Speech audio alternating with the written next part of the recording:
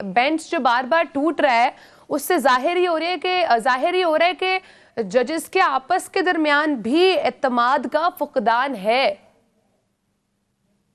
नहीं मारिया, बहुत शुक्रिया मारिया। मुझे बात ये समझ नहीं आ रही कि ये वफाकी हुकूमत के पेट में इतने क्यों मरोड़ उठ रहे हैं। ये तो मामला सूबाई है। जब से 18वीं तरमीम आई है सूबाई मामला सूबे देखते हैं, निगरान हुकूमतें आ चुकी हैं, इलेक्शन कमीशन ने करवाना है। तो ये वफाकी हुकूमत के जो तमाम वुज़रा है ये बार बार आके किस बात पे प्रेस कॉन्फ्रेंसेस कर रहे हैं। Let the provinces do their duty. और उसके बाद दूसरी बात ये कि देखें, आईनी मामला है। जब वोट ऑफ नो कॉन्फिडेंस आया था तो उस वक्त भी असल में मामला आइन का था और यही जजेस बैठे हुए थे। जो 3 जजेस हैं इन्होंने पीटीआई के खिलाफ फैसला दिया। तो इंस्टीट्यूशंस को आप जब डिवाइड करना शुरू कर देंगे, उनके ऊपर उंगलियां उठानी शुरू कर देंगे, तो इस तरह तो मामला मुल्क के नहीं चलते हैं। आप देखें कि जिस तरह आप वफाकी काबीना बनाते हैं, बिल्कुल वजीर आजम की डिस्क्रिप्शन होती है, किसी को भी वजीर बना ले। अभी पिछले दिनों आपने सुना होगा जब शहबाज शरीफ साहब तकरीर कर रहे थे और कह रहे थे कि जिस तरह काबीना फैसले करती है इसी तरह जजेस को भी है। तो उनका इशारा सुप्रीम कोर्ट की तरफ था। तो मैं ये पूछता हूँ कि क्या अगर कभी 2 वजीर इख्तलाफी नोट दे दें किसी फैसले पे या किसी फैसले में शामिल नहीं हो तो क्या उनकी वजारत कायम रहेगी? वज़ीर आज़म 2 मिनट में उनको कान से पकड़ के वफाकी काबीना से बाहर निकाल देंगे। लेकिन जबकि बट यहाँ पर तो मामलात कुछ और है ना नसीम सिद्दीकी साहब। यहाँ पर मामलात आइन को लेकर है, यहाँ पर मामलात इंतखाबात को लेकर है, यहाँ पर कौम सुप्रीम कोर्ट की तरफ देख रही है। अगर चीफ जस्टिस साहब को ये स्टेटमेंट देने की जरूरत पड़े कि जजेस के आपस में ताल्लुकात अच्छे हैं तो फिर ये सवाल तो उठेगा। देखिए, इख्तलाफात तो हमारी हर जगह होती है। हम भी जहाँ पे काम करते हैं हमारे इख्तलाफात होते हैं, हमारे घरों में इख्तलाफात होते हैं। लेकिन ये तो नहीं होता कि हम अपने माँ बाप को, बहन भाई को छोड़ देते हैं या चौराहे में आके इन मामला को हल करते हैं। इख्तलाफात होते हैं, इख्तलाफी नोट लिखे जाते हैं, लेकिन फैसले तो इसी तरह होते हैं। और बात यह है कि जो जिस मुल्क में इतनी मुश्किल से आइन बना था, उस आइन से अगर आप डेविएट करना शुरू कर देंगे तो फिर जंगल का कानून हो जाएगा। आपको आइन बचाने के लिए निकलना। और आइन में कैटेगोरिकली क्लियरली लिखा हुआ है कि इलेक्शन 90 दिन में होंगे। निगरान गवर्नमेंट का काम सिर्फ आके इलेक्शन करवाना है। तो जब एक इतनी बात क्लियर है और उसके ऊपर आप अमल नहीं कर रहे तो अभी तो जजेस ने फैसला करना है।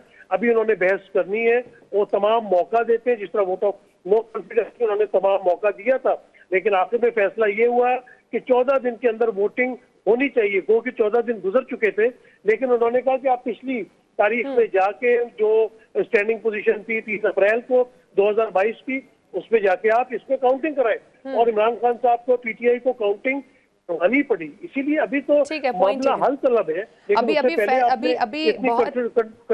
अभी सॉल्यूशन जो है वो निकालना है। मैं शाह खावर साहब आपको तरफ आऊंगी, कहिएगा अब जो सुप्रीम कोर्ट ने बहरहाल फुल बेंच कोर्ट बनाने की दरख्वास्त जो है वो मुस्तरद तो की है हुकूमत की, लेकिन अब ये जो मामला है, क्या ये 3 जजेस मामले को आगे अगर लेकर जाते हैं तो क्या हुकूमती बेंचेस इनको मानेंगे? इस फैसले को नहीं मानते तो फिर हालात कहाँ जाते हैं? और क्या ये फिर से इस तमाम मामले के ऊपर नजरसानी हो सकती है कि ये जो है वो बेंच इसको इंक्रीज किया जा सके?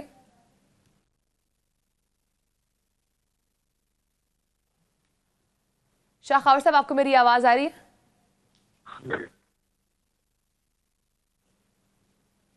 शाह खावर साहब को हम सुन नहीं पा रहे हैं, तो उनसे फिर रब्ता करने की कोशिश करते हैं। नसीम सिद्दीकी साहब, मीनवाइल मैं आपकी तरफ ही आती हूँ।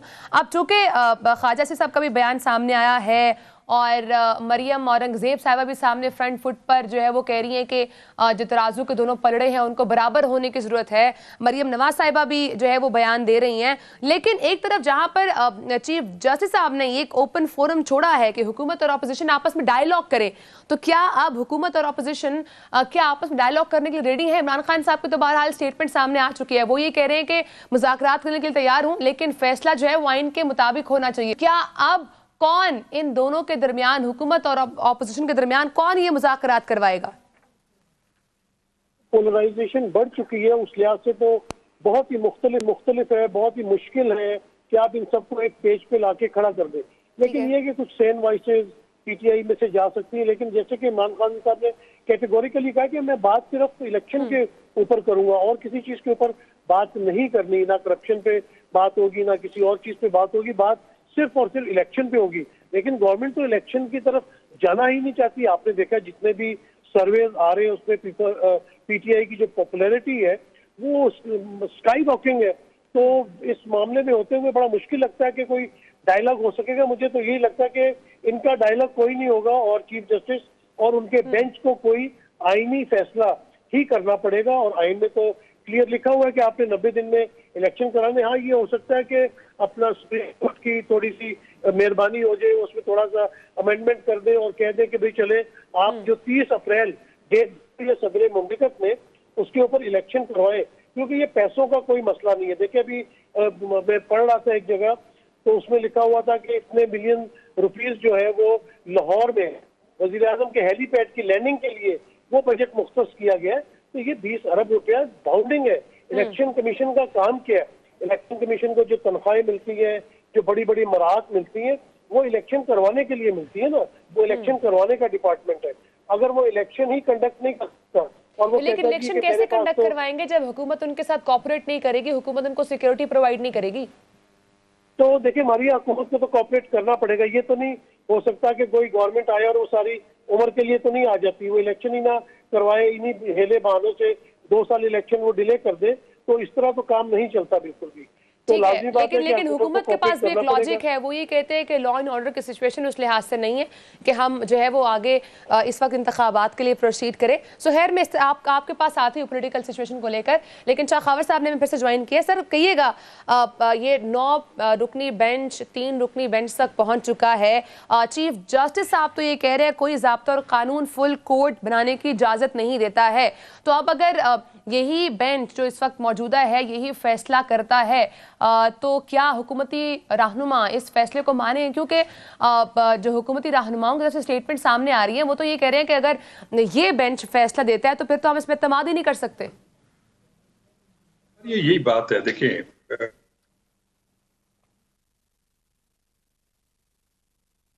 खावर साहब का इंटरनेट एक बार फिर से लैग कर रहा है, एक दफ़ा फिर से कनेक्ट करने की कोशिश करेंगे।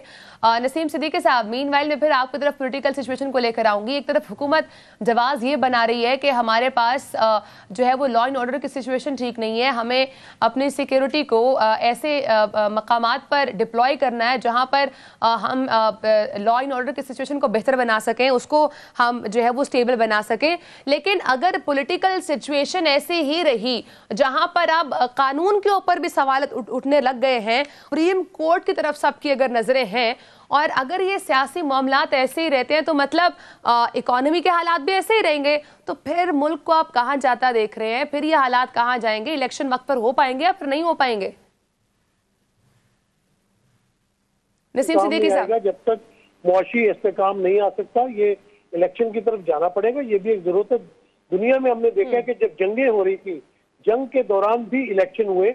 अभी आपने देखा कि कितना खतरनाक जल्जला आया टर्की में, तकरीबन 1 लाख लोग अपनी जानों से हाथ धोया उन्होंने, वहां पे उन्होंने इलेक्शन का ऐलान कर दिए। तो ये इलेक्शन आप जो डिले जिन वजूहात पे कर रहे हैं, तो अगर अक्टूबर में भी ये इदारे बोलते हैं कि हम ये चीजें प्रोवाइड नहीं कर सकते, तो भाई इस्तीफे दें, घर में जाए। इनका क्या काम है? जो काम जिस काम के लिए उनको रखा है वो काम ही अगर वो नहीं कर सकते तो फिर तो रहने का कोई जवाब नहीं बनता ना। अगर आपसे पॉसिबल नहीं है तो आप कभी ये काम हम नहीं कर सकते, हमारी डोमेन में नहीं आ रहा, हम रिजाइन कर देते हैं। लेकिन रिजाइन करने पे कोई तैयार नहीं है। लेकिन ये कि अपनी मराहत लेंगे, अपनी तनख्वाहें लेंगे, तमाम मामला चलते रहेंगे और इलेक्शन नहीं करवाने। तो सुप्रीम कोर्ट वाहिद इदारा है जिसको हमने बचाना भी है, क्योंकि जब तक सुप्रीम कोर्ट है, आपने देखा कि उसने बड़े मुश्किल फैसले किए। इतना आसान नहीं होता इनके लिए कि वो फैसले इस किस्म के करें। बड़ी तनकीद आती है उनको, बहुत तनकीद का सामना करना पड़ता है, लेकिन उसके बावजूद आपने देखा कि जजेस ने बहुत अच्छे फैसले दिए और देते हैं और उनकी जिम्मेदारी है। और ये जो जिस तरह फुल कोर्ट की बात हो रही है, it's totally prerogative of chief justice, और ये केस के अंदर साबित भी हो चुका है।